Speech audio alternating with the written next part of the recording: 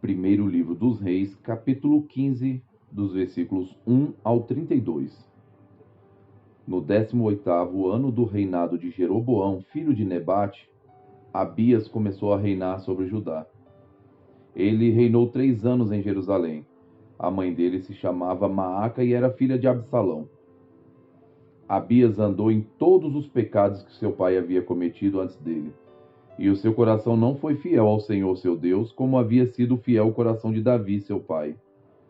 Mas por amor a Davi, o Senhor seu Deus lhe deu uma lâmpada em Jerusalém, levantando seu filho depois dele e dando estabilidade a Jerusalém. Porque Davi fez o que era reto aos olhos do Senhor e não se desviou em nada daquilo que o Senhor havia lhe ordenado, em todos os dias da sua vida, a não ser no caso de Urias, o heteu. Roboão e Jeroboão estiveram sempre em guerra. Quanto aos demais atos de Abias e a tudo o que fez, não está escrito no livro das histórias dos reis de Judá? Também houve guerra entre Abias e Jeroboão. Abias morreu, e eles o sepultaram na cidade de Davi, e Asa, seu filho, reinou em seu lugar. No 20º ano do reinado de Jeroboão, rei de Israel, Asa começou a reinar sobre Judá. Ele reinou 41 anos em Jerusalém. A mãe dele se chamava Maaca e era filha de Absalão. Asa fez o que era reto aos olhos do Senhor, como Davi, seu pai, porque tirou da terra os prostitutos cultuais e removeu todos os ídolos que seus pais fizeram. Ele depôs também Maaca, sua mãe, da dignidade de rainha-mãe, porque ela havia feito uma abominável imagem para servir de poste da deusa Azirá. O rei Asa destruiu essa imagem e a queimou no vale de Cedron. Os lugares altos, porém, não foram destruídos. No entanto, o coração de Asa foi fiel ao Senhor durante toda a sua vida. Ele trouxe à casa do Senhor as coisas consagradas por seu pai e as coisas que ele mesmo havia consagrado, prata, ouro e utensílios. Asa e Baasa, rei de Israel, estiveram sempre em guerra. Porque Baasa, rei de Israel, invadiu Judá e começou a edificar a cidade de Ramá para impedir a entrada e a saída do território de Asa, rei de Judá. Então Asa pegou toda a prata e ouro restantes nos tesouros da casa do Senhor e os tesouros do palácio real e os entregou aos seus servos.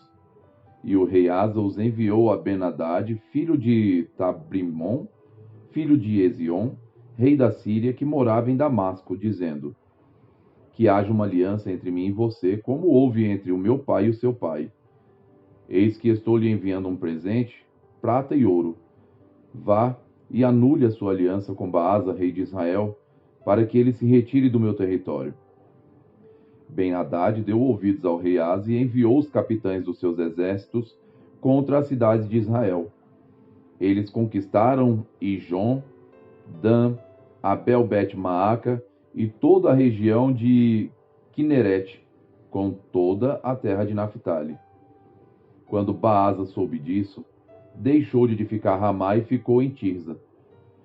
Então o rei Asa fez apregoar por toda a região de Judá que todos, sem exceção, deviam ajudar a trazer de Ramá as pedras e a madeira que Baasa havia usado para edificá-la. Com elas o rei Asa edificou Geba, de Benjamim e Mispa. Quanto aos demais atos de Asa, a todo o seu poder, a tudo o que fez e às cidades que edificou, não está tudo escrito no livro da história dos reis de Judá? Porém, no tempo da sua velhice, foi atacado por uma doença nos pés. Asa morreu e foi sepultado na cidade de Davi, seu pai, e Josafá, seu filho, reinou em seu lugar. Nadab, filho de Jeroboão, começou a reinar sobre Israel no 2º ano do reinado de Asa, rei de Judá, e reinou sobre Israel 2 anos. Fez o que era mal aos olhos do Senhor e andou nos caminhos de seu pai, e no pecado que seu pai levou Israel a cometer. Baasa, filho de Aías, da casa de Sacar, conspirou contra ele e o matou em Gibeton, que era dos filisteus, quando Nadab e todo Israel cercavam Gibeton. No terceiro ano do reinado de Asa, rei de Judá, Baasa matou Nadab e passou a reinar em seu lugar. Logo que começou a reinar, matou toda a descendência de Jeroboão. Não deixou ninguém com vida. Exterminou todos, segundo a palavra do Senhor, anunciada por meio do seu servo Aías de Siló, por causa dos pecados que Jeroboão havia cometido e pelo que havia levado Israel a cometer, por causa da provocação que havia irritado o Senhor Deus de Israel. Quanto aos demais atos de Nadab e a tudo o que fez, não está tudo escrito no livro da história dos reis de Israel? Asa e Baasa, rei de Israel, estiveram sempre em guerra. Joel, capítulo 2, a partir do verso 12. Ainda assim, agora mesmo, diz o Senhor, convertam-se a mim de todo o coração, com jejuns, com choro e com pranto. Rasguem o coração e nas suas roupas convertam-se ao Senhor, seu Deus, porque Ele é bondoso e compassivo, tardio em irar-se, grande em misericórdia, e muda de ideia quanto ao mal que havia anunciado. Quem sabe se ele não se voltará e mudará de ideia, e ao passar, deixe uma bênção para que vocês possam trazer ofertas de cereais e libações ao Senhor seu Deus. Toquem a trombeta em Sião, proclamem um santo jejum, convoquem uma reunião solene. Reúna o povo, sacrifiquem a congregação, congregue os anciãos, reúnam as crianças e os que mamam de peito. Que o noivo saia do seu quarto e a noiva dos seus aposentos. Que os sacerdotes ministros do Senhor chorem entre o pórtico e o altar, e orem, poupa o teu povo, ó Senhor, e não faças da tua herança um objeto de deboche e zombaria entre as nações. Porque hão de dizer entre os povos, onde está o Deus deles? Então o Senhor teve grande amor pela sua terra e se compadeceu do seu povo. O Senhor respondeu ao seu povo, eis que lhes envio o cereal, o vinho e o azeite, e vocês ficarão satisfeitos. Nunca mais farei de vocês movido de zombaria entre as nações. Mas o invasor que vem do norte, eu o removerei para longe de vocês, e o lançarei para uma terra seca e deserta. Lançarei a sua vanguarda para o mar oriental, e a sua retaguarda para o mar ocidental. Subirá o seu mau cheiro, e subirá a sua podridão, porque agiu poderosamente. Não tenha medo, ó terra, alegre-se e exulte, porque o Senhor faz grandes coisas. Não tenham medo, animais selvagens, porque os pastos do deserto reverdecerão, porque as árvores darão os seus frutos, e as figueiras e as videiras produzirão com vigor. Filhos de Sião, alegrem-se e exultem no Senhor, seu Deus, porque Ele lhes dará as chuvas em justa medida. Fará descer, como no passado, as primeiras e as últimas chuvas.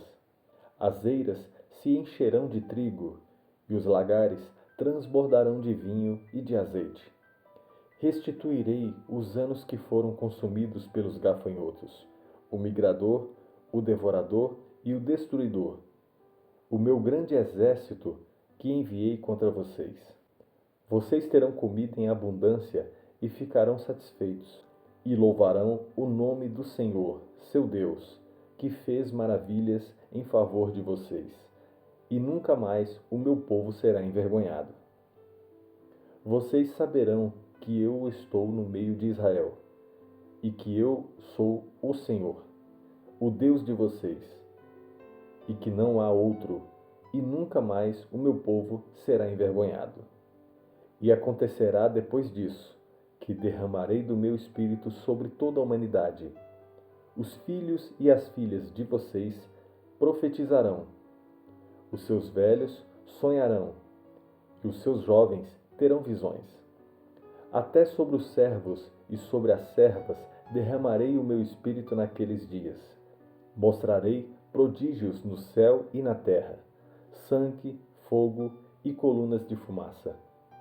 O sol se transformará em trevas e a lua em sangue, antes que venha o grande e terrível dia do Senhor. E acontecerá que todo aquele que invocar o nome do Senhor será salvo. Porque no monte Sião e em Jerusalém estarão os que forem salvos, como o Senhor prometeu, e entre os sobreviventes aqueles que o Senhor chamar. Primeira carta aos Coríntios, capítulo 2. Irmãos, quando estive com vocês anunciando-lhes o mistério de Deus, não fiz concertação de linguagem ou de sabedoria, porque decidi nada saber entre vocês, a não ser Jesus Cristo e este crucificado. E foi em fraqueza, temor e grande tremor que eu estive entre vocês. A minha palavra e a minha pregação não consistiram em linguagem persuasiva de sabedoria, mas em demonstração do Espírito e de poder, para que a fé que vocês têm não se apoiasse em sabedoria humana, mas no poder de Deus. No entanto, transmitimos sabedoria entre os que são maduros, não porém a sabedoria deste mundo, nem a dos poderosos dessa época, que são reduzidos a nada. Pelo contrário, transmitimos a sabedoria de Deus em mistério, e a sabedoria que estava oculta e que Deus predeterminou desde a eternidade para a nossa glória. Nenhum dos poderosos deste mundo conheceu essa sabedoria, porque se a tivessem conhecido, jamais teriam crucificado o Senhor da glória. Mas como está escrito, nem olhos viram, nem ouvidos ouviram, nem jamais penetrou em coração humano o que Deus tem preparado para aqueles que o amam. Deus, porém, revelou isso a nós, por meio do Espírito, porque o Espírito sonda todas as coisas, até mesmo as profundezas de Deus. Pois quem conhece as coisas do ser humano a não ser o próprio Espírito humano que nele está? Assim, ninguém conhece as coisas de Deus a não ser o Espírito de Deus. E nós não temos recebido o Espírito do mundo, e sim o Espírito que vem de Deus, para que conheçamos o que por Deus nos foi dado gratuitamente. Disto também falamos, não em palavras ensinadas pela sabedoria humana, mas ensinadas pelo Espírito, conferindo coisas espirituais com espirituais. Ora, a pessoa natural não aceita as coisas do Espírito de Deus, porque eles são loucura, e ela não pode entendê-las porque elas se discernem espiritualmente. Porém, a pessoa espiritual julga todas as coisas, mas ela não é julgada por ninguém. Pois quem conheceu a mente do Senhor para que o possa instruir? Nós, porém, temos a mente de Cristo. Curta, comente E compartilhe.